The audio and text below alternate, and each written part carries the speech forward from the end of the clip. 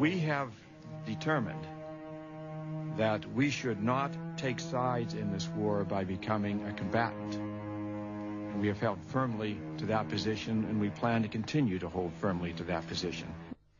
Lorsqu'en juin 1995, William Perry, le secrétaire à la Défense, atteste devant le Congrès que les États-Unis ne prendront pas position dans le conflit yougoslave, de nombreuses opérations secrètes sont déjà en cours pour apporter une aide militaire au gouvernement croate et aux forces musulmanes bosniaques.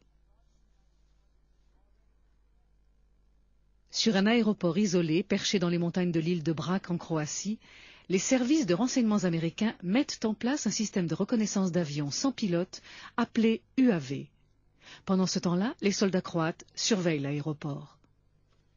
On savait exactement où envoyer ces engins aériens pour les exercices de reconnaissance.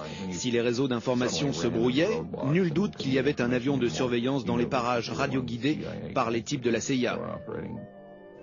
Ces UAV permettaient de surveiller la circulation des camions. Ils permettaient aussi d'identifier le type d'artillerie et de tanks utilisés par l'ennemi et de repérer leurs mouvements. Cet équipement peut analyser dans les moindres détails la capacité tactique d'une force. Un mois seulement avant la déclaration du secrétaire américain à la Défense, la zone civile serbe, censée être sous la protection de l'ONU, est soudainement attaquée par les forces croates. Plusieurs casques bleus trouvent la mort dans ce massacre de la population civile serbe survenu dans le secteur ouest.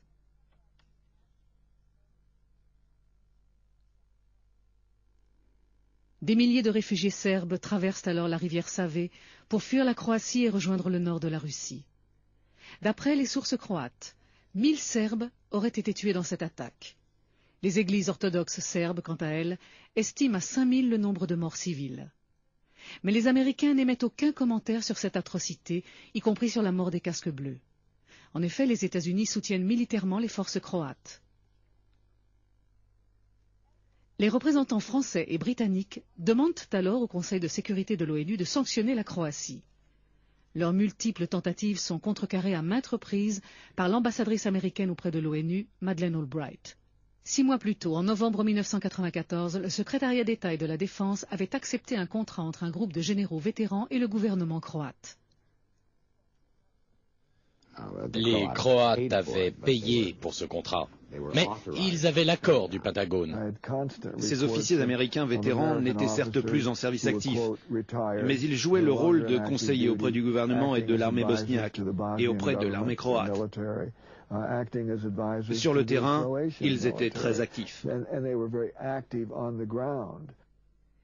Les généraux vétérans, décrits comme de grands mercenaires, font partie d'une société privée appelée MPRI, une société de ressources militaires. Cette entreprise regroupe les sommités de l'armée, comme le lieutenant-général Edward Soyster, ancien chef de l'agence de renseignement de la Défense, le major-général Richard Griffiths, chef adjoint des opérations en Europe centrale, et le plus important de tous, le général Karl Vuono. Le général Vuono, accompagné de ses collègues, jouera un rôle essentiel auprès de l'armée croate pour expulser la minorité ethnique serbe de la Krajina, zone théoriquement protégée par l'ONU dans les secteurs nord et sud. Mais la destruction du secteur ouest, zone serbe protégée par l'ONU, aura des conséquences à proximité de la Bosnie.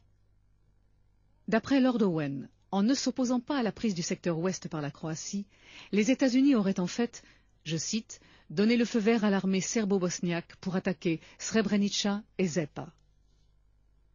Lorsque Nazir Orić, chef de l'armée musulmane bosniaque, attaque le village serbe de Višnjica, les Serbes contre-attaquent en prenant la ville de Srebrenica. En fait, Nazir Orić dirigeait des attaques répétées à partir d'une zone censée être démilitarisée contre les régions serbes qui entouraient l'enclave de Srebrenica. Les assauts étaient si fréquents que les Serbes ne pouvaient pas laisser faire ça. C'est là qu'ils ont décidé de prendre la ville.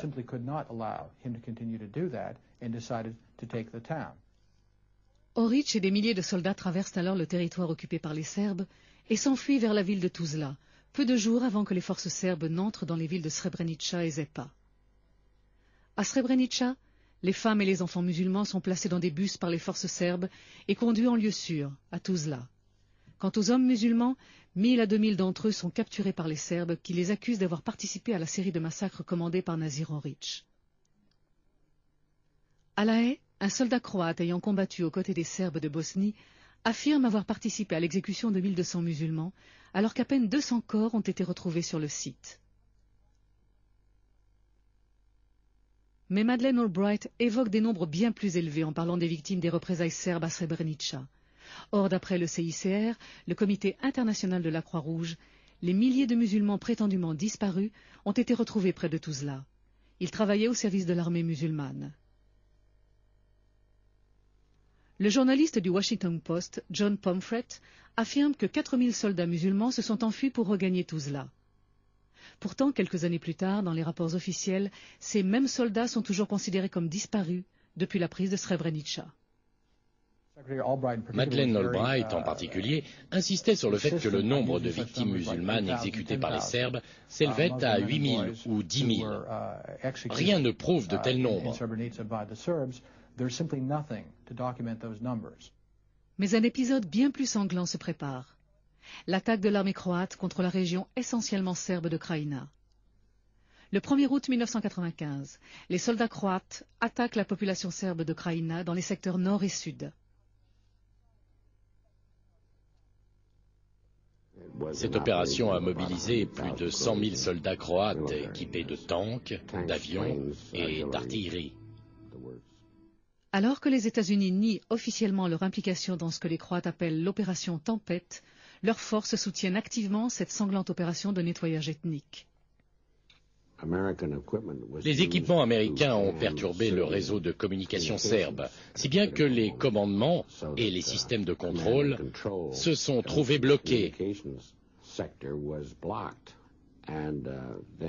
Puis, les avions américains de l'US Navy, en partance de la base d'Aviano, ont fait un raid sur les infrastructures militaires serbes de Krajina et ont détruit, entre autres, les radars.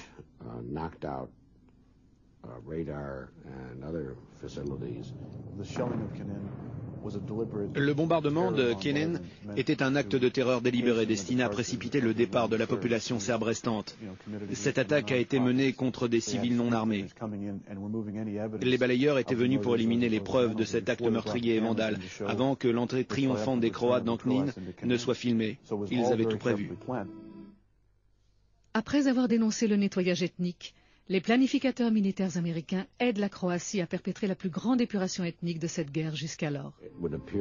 Cet incident est celui qui a eu probablement le plus d'ampleur, si l'on considère qu'en quelques jours, 170 000 personnes ont quitté les lieux. Ce nombre s'élève rapidement à 200 000 personnes, alors que la marée humaine s'entasse sur les routes. Le général américain Charles Boyd, récemment retraité, commandant adjoint de l'OTAN, a confirmé que les États-Unis avaient aidé les Croates à préparer cette attaque et à la mettre à exécution. La Croatie n'aurait pas entrepris les offensives qu'elle a menées contre les Serbes dans le secteur ouest, les secteurs nord et sud, et dans toute la région de Krajina, sans l'approbation explicite du gouvernement américain.